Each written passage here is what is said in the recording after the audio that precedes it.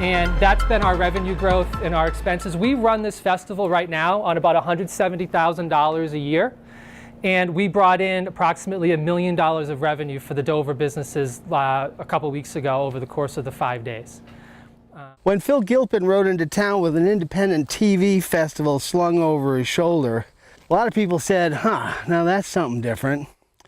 And Southern Vermont is in desperate need of something different when it comes to generating economic heat. Phil's ITV Festival is one of only 3 independent television festivals in the country. It draws over 1,000 people every year. And if this festival becomes what he sees it becoming, the biggest in the country, then something different could definitely turn into something very special for little old Southern Vermont. But there's something else going on.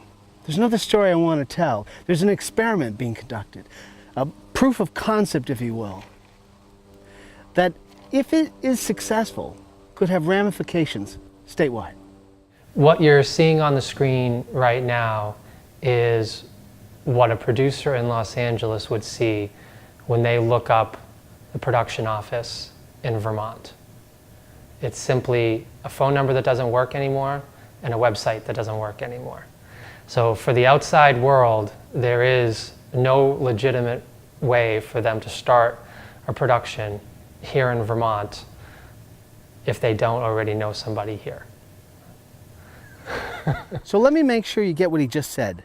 When a production company goes on location, they have these directories that have all the states and countries' filming commission websites. These websites give them 2 key pieces of information. 1, is there any money available to my production? And 2, who is a point person? Who's going to help me with permits? Who's going to help me find locations like these? I need caterers, I need places to stay, I need crew members. Having this information before you get there saves time, makes things more efficient, and most of all, saves a lot of money for production. That's Massachusetts Film and TV Commission website. There's New Hampshire, Ontario, Canada, and New York State. They're a big one. They give away over $400 million a year, the most money in the country, beating out even California. In short, we are surrounded by a pack of wolves ready to pounce at the slightest hint of production interest. And what does Vermont do? Well, it's obvious we don't have any money to give. But the very fact that we can't even offer a functioning website or a phone that's answered tells me this. We have no idea at the state level how to engage this industry, hence the experiment. At its least, ITVfest brings in new people to Vermont to visit and spend a couple $1 million. At its most, ITVfest attracts a group of people that want to stay here, live here, work here, and build a new economy here. So the idea is, if Vermont can figure out a way to compete in the world of production, it would attract a lot of new jobs, a lot of new young talent, a lot of new young families, and be a part of the bigger solution that Vermont's been talking about for a while now, which is the stalled economy here. We've done a budget of what it would take to shoot a show in New York, in Los Angeles, and in Vermont. And even without any type of state-run tax incentive program or film commission, there is an inherent upfront savings that rivals the tax incentives in other states like Georgia and Louisiana and Massachusetts and New York. It's one thing to talk about doing that, but to actually show that you can do it is what we've been working on. So over the last few weeks, we've actually been producing a pilot here in Manchester and the surrounding area to showcase exactly how much it costs to actually film something here, and that the budgets, the actual cash budgets spent on a production here are less, significantly less, than if we were to shoot the exact same piece in New York or in Los Angeles. And having that example is a powerful tool so that when the television industry is gathered here in Manchester in October, we aren't just telling them that it's possible, we're showing them that we've already done it and that they should be doing it too. That's Kevin Schaap and his producing partner, Jen Rutherford. They're in charge of creating the test pilot. So a lot of states, and actually a lot of nations, have looked for different ways to bring the film and television industry to them. They realize that these are good paying jobs for top trained young professionals. And there's a lot of varying opinions out there about how best to deploy that. I think the biggest thing is seeing some state or nationality land a big show, an episodic television series, is really important for longevity. So when series happen, they're not like movies that move in for 3 months, spend their money and leave. These are shows that wind up running for season after season, and the added revenue for the area in which they're shooting is long burn. So that means that they're employing local talent.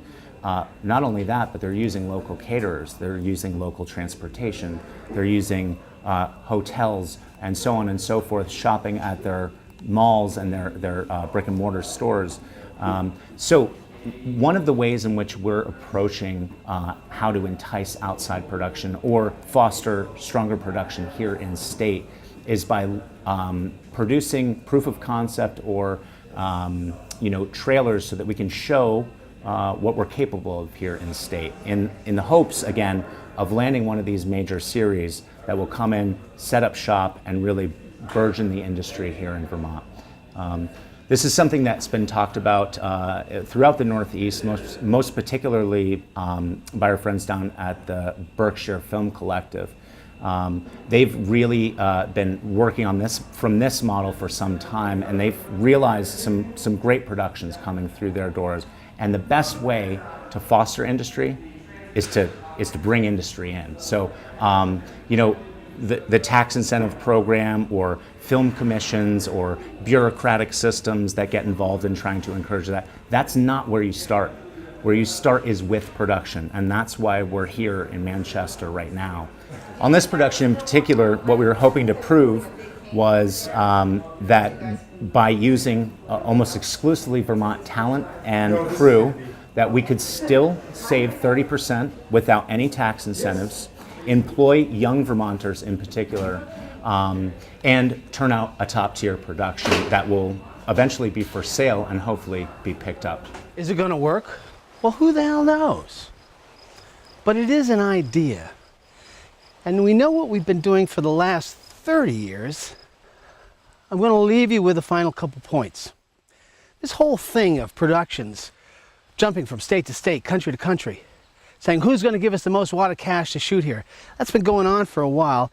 And a lot of studies have been done asking a fundamental question. Do states get back what they give?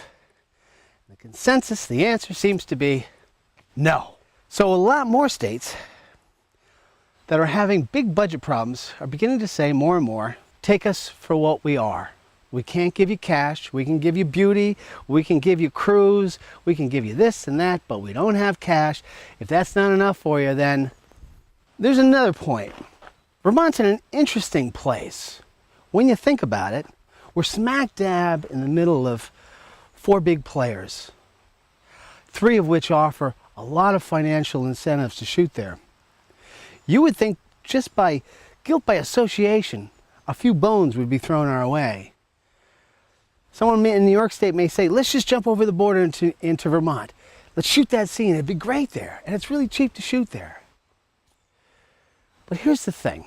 No one's going to shoot here if it's a pain in the ass to get here. At the very least, we should have a functioning website to help out. And we should have someone on the phone that when someone calls us, they can pick it up and say, hi, welcome to Vermont. How may we help you spend your money? Haas, GNAT News, I'll see you next time.